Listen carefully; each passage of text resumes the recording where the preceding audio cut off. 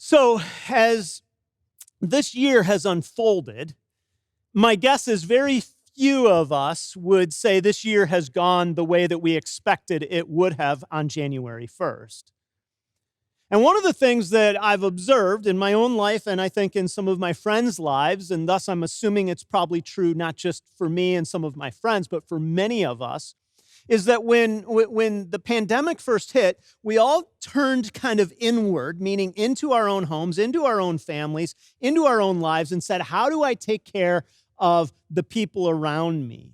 And that's natural and even good, especially in the midst of a pandemic. And I think many of us realized that in many ways, we had been running to things that were so beyond our home, beyond our family, that it became almost a way of saying there's some real health here that I'm rediscovering in terms of looking and prioritizing time with my family. But I also think that there can be a danger to that. And that is we can end up looking inward to such an extent that what we end up doing is we end up forgetting to look outward at all. And I believe that Jesus in the Sermon on the Mount, what we've been studying here for the last several months, really communicates this idea that a follower of Jesus, or really all people, are to live lives that are relentlessly outward facing, not just inward facing. In other words, there's a time to look inward, and looking inward can be good, but that isn't ultimately the call of Jesus, is to say, just take care of you and your family. But there's a call to say, I want you to be relentlessly outward in how you live your lives. And certainly in this year, that is upside down to how we might naturally think, but not just this year. When you look at the history of how people have lived, for people to be relentlessly outward facing is not common. And yet it's the call of Jesus. And so I want to just today talk about 3 ways that you and I can be outward facing in our lives, especially in this season. And here's the first. I'm just going to use the word to extend. And this is in Jesus' statement in verse 12, which is also known as the golden rule that's so common. It says, so in everything, do to others what you would have them do to you. This sums up the law and the prophets. And so Jesus makes this very simple statement. He says, here's what I want you to do. This sums up the Old Testament law, the prophets, everything. If you would do to others what you would have them do to you. Now, the reason I use the word extend is because so often when we hear this verse, what we think it means is be nice. In other words, what God wants us to do is he wants us to simply be nice to everybody, and this is the be nice commandment. So just be nice, and that's what God is saying. But I think there's more here, because what Jesus is saying is do unto others what you would have them do unto you. And the reason I use the word extend is because there's one thing that I believe is nearly universal that almost everybody wants from other people, and that is we want respect, we want dignity, we want people to look at us and consider us in many ways to be people who deserve the benefit of the doubt. And the reason that I say that this is nearly universal is because what we all want is we want people to say, I will give you respect and dignity and the benefit of the doubt. So to extend is to extend goodwill to people, the goodwill to say, I'm going to extend to you what I want you to extend to me. Now, our tendency in any day and age, but especially right now, is to have what I call in-groups and out-groups. And what we do is we say, I will extend goodwill to people who are in my in-group, but people who are in my out-group, they don't deserve or won't get my goodwill, the extension of my goodwill, but I'll do it to people who are in my in-groups. I saw this just the other day. There's a thing on a lot of social media platforms right now where somebody who's transgender and identifies as transgender, instead of putting that they're a he or a she, will put a they or a them. And then what somebody will do who wants to identify as being transgender friendly is they'll come along and make sure that when they put their profile up, that they put it up with a he or him or a she or her. And it's almost a way as if to say, I'm not like people who aren't aware that transgender people need dignity and respect. I respect those people. But then what can quickly happen is it can become, well, I'm one of the people who extends goodwill to people who are transgender, and those other people who don't get it or aren't aware of it aren't as aware and therefore don't extend goodwill. Now, you may say that's a goofy example, but here's the reason I use that example. And that is sometimes even in our attempts to extend goodwill to people, we can create an outside group where we don't give the benefit of the doubt or don't give any kind of a desire to say, I'm going to extend goodwill. And what Jesus does, I believe, in this statement is he's saying, I want you to do unto others as you would have them do unto you. So I want you to extend goodwill to people. And here's what you know is true, because it's true for you, and that is you really don't care what view somebody has about any issue until you feel respect from them. And that's true for you to other people. In other words, if you want your views to carry any sway with people, the only way it will ever do so is if people feel you extend goodwill to them. And so when I use the word extend, I think of extending goodwill, and I just think of extending yourself. I have a neighbor who has lived across the street from me for well over a decade, and he is such a great help to me in times when I don't even realize that I'm asking or need help. Anytime he sees me doing a project, he'll generally show up and say, hey, I noticed you're hauling some stuff in. What are you doing? And he'll take a look at it, and he'll come with a tool. He'll offer a hand. And what I've come to realize is that I so appreciate that he is always saying, how can I help you, just as a neighbor, to make your life better, that I want to extend that back to him anytime I get a chance. And that may seem like just a goofy example, and you probably have neighbors like that or people in your life like that. But here's what, again, I think Jesus is driving at, and that is, if you want to be relentlessly outward-facing, if you want to help the world be a better place, extend goodwill, extend yourself to people with no other agenda, and you will see good things come. Now, that's the first thing, but I think it's significant that this verse comes in the context of some broader teaching, and here's what we see next. This is verse 13 and 14. And here I'm going to say that to be relentlessly outward looking, we need to not just extend, but we need to invite. Here's what we see, verse 13 and 14. Enter through the narrow gate, for wide is the gate and broad is the road that leads to destruction, and many enter through it. But small is the gate and narrow the road that leads to life, and only a few find it. Now, there are some textual differences here. If you look at a bunch of translations, you'll see that some translations leave out the word gate in verse 14, that there may not be an actual gate that's referred to here. Some of the best manuscripts don't have it. And the idea is that there's really two paths. There's a broad path and a narrow path leading to two different gates ultimately. But here's what I think Jesus is really driving at. And it's not as simple as you might think, because you might read this and say, well, this just means that the broad, easy path is the one that leads to destruction, and the narrow, hard path is the one that leads to life. Therefore, if you want to follow Jesus, it will be really hard, really difficult, really demanding, and you better be willing to do it. But in other parts of the Bible, in the Old Testament specifically, there are some places where we're told that God leads us to a broad path. And so the image here can't just simply be this idea of easy and hard. In fact, the words that are used to describe the narrow path are actually words that talk about tribulation. And here's why I kind of point this out. And that is, I'm not sure that the correct understanding of this is there's a broad, easy path that people follow, and then there's this hard, difficult path, as much as it is this idea of saying the narrow path means that few people find it because it's actually the path that is hard to find because it runs so counter to how we think about things. In other words, what we tend to do is we tend to think about things by saying, my way of getting right with God is by performing and doing and creating a sense in which God somehow owes me. And this isn't just a religious thing. You don't have to be a person of faith to have a sense in which you say, look, I live my life well, I live it in a way that would please whatever version of God I think there is.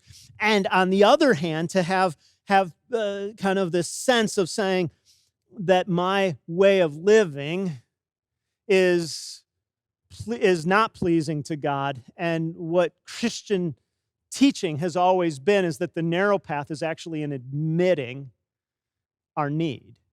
And so when I say invite, what I'm talking about is inviting other people to understand that the broad road is saying, I'm going to take my chances in my own morality. That's what is easy for me. And that the narrow path is saying, I'm going to admit my shortcomings, my inability, my lack of capacity to actually do what God says. And in that, I'm taking the narrow road, which is throwing all of my hope, all of my trust onto Jesus Christ, and that is the message of Christianity. And the reason that inviting here is so important is because it's so easy for us to instead say, I don't want to get into anybody else's eternity.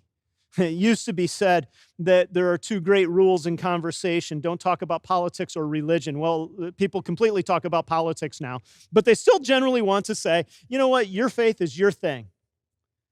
But here, the idea of inviting is saying there really is a way, and there is a difference, and to never speak of it is a little bit like giving somebody a rocking chair when their house is burning down and saying, enjoy, some nice tea as you sit there.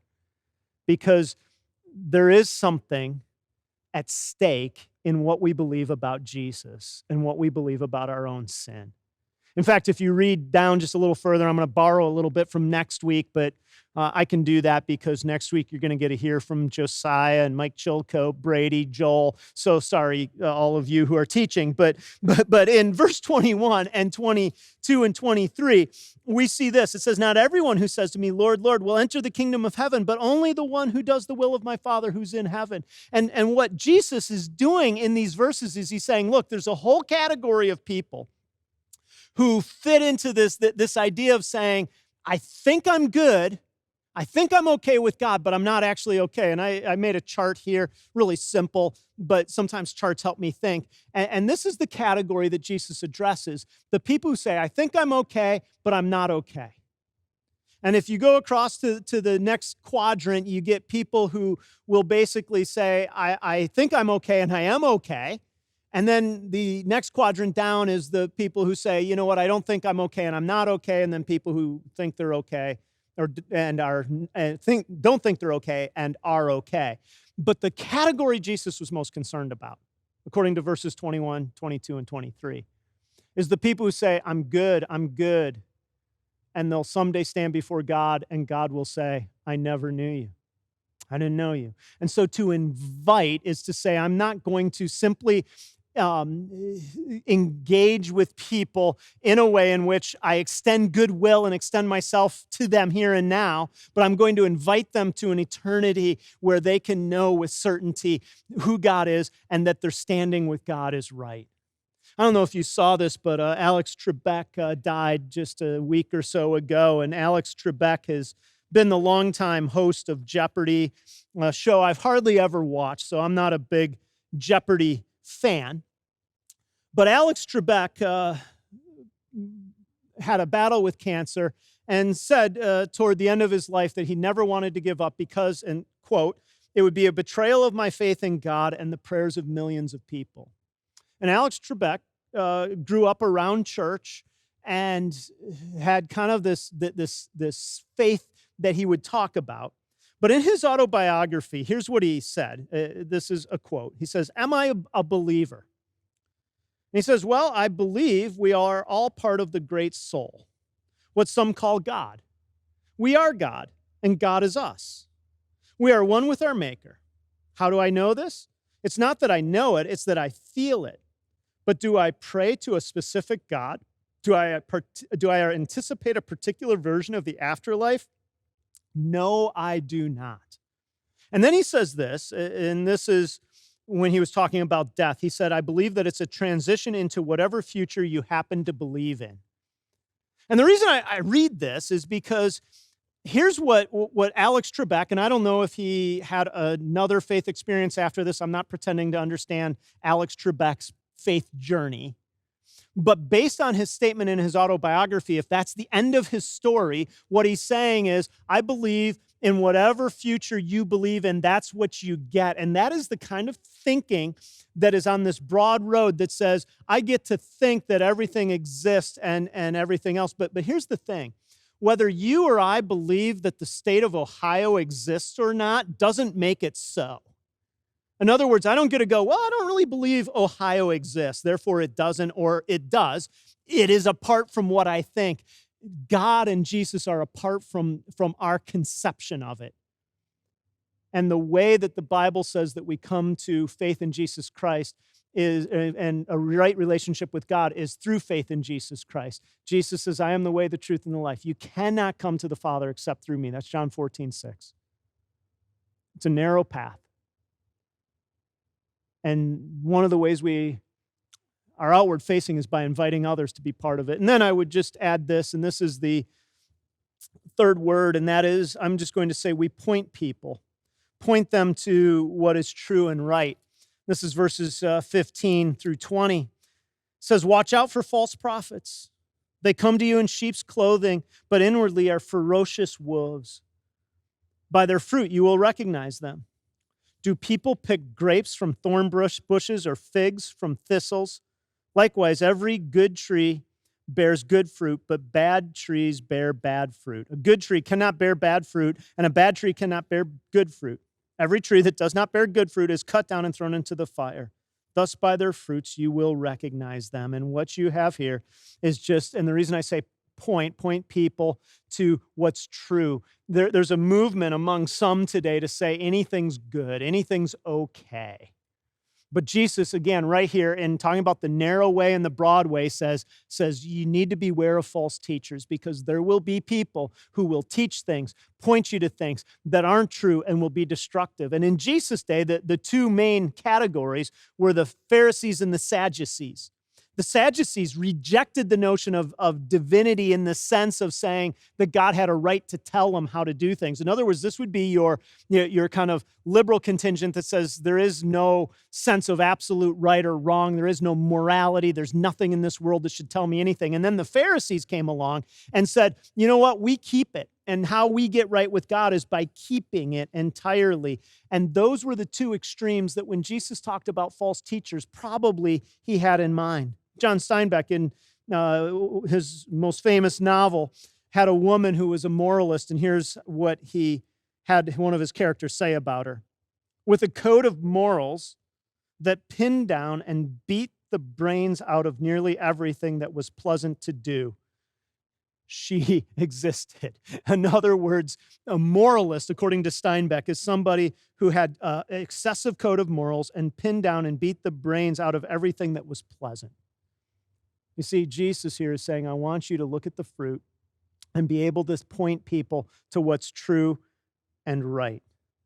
In other words, there are times we should be suspicious of new revelation and of people's revisionist ideas because they don't represent the historic truth of Christianity. Dietrich Bonhoeffer wrote about this idea of kind of the narrow road and the false teachers in his book, The Cost of Discipleship. And here's what he said. It's about the people who are the followers, the genuine followers of Jesus. He said, it's a little band of men. Today he'd say men or women. The followers of Christ are separated from the rest of the world. The disciples are few in number and will always be few. The saying of Jesus forestalls all exaggerated hopes of success. Never let a disciple of Jesus pin his hopes on large numbers. Few there be. The rest of the world are many and will always be many, but they are on the road to perdition. The only comfort the disciples have in the face of this prospect is the promise of life and the eternal fellowship with Jesus. Then he says this, the path of discipleship is narrow, and it is fatally easy to miss one's way and to stray from the path even after years of discipleship. And then he says it's hard to find. And then he talks about what this is. He says it's to confess and testify to the truth as it is in Jesus, and at the same time to love the enemies of that truth, his enemies and ours, and to love them with a infinite love of Jesus Christ is indeed a narrow way. To believe the promise of Jesus and his followers shall possess the earth, and at the same time to face our enemies unarmed and defenseless, preferring to incur injustice rather than to do wrong ourselves, is indeed a narrow way.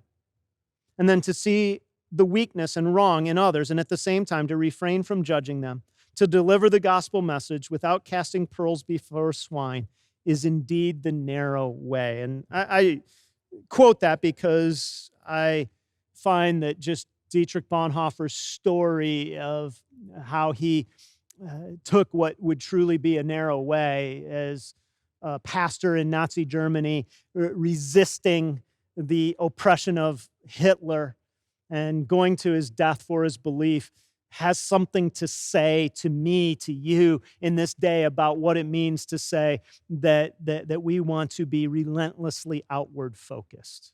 To say, I'm going to extend goodwill in myself to people. I'm going to invite people to this narrow way, and I want to always point people to the ultimate truth.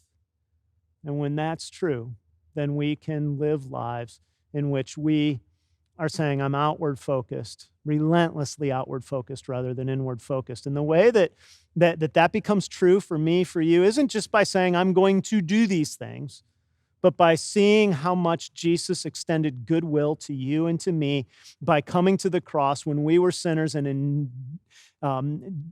need of salvation because we deserved judgment, by seeing how much Jesus invited us to this narrow path and how Jesus has pointed us to all that's true and right. And when that becomes what we see, then we're able to say, that is how I want to live, even in a time when turning inward becomes so normal and easy to do.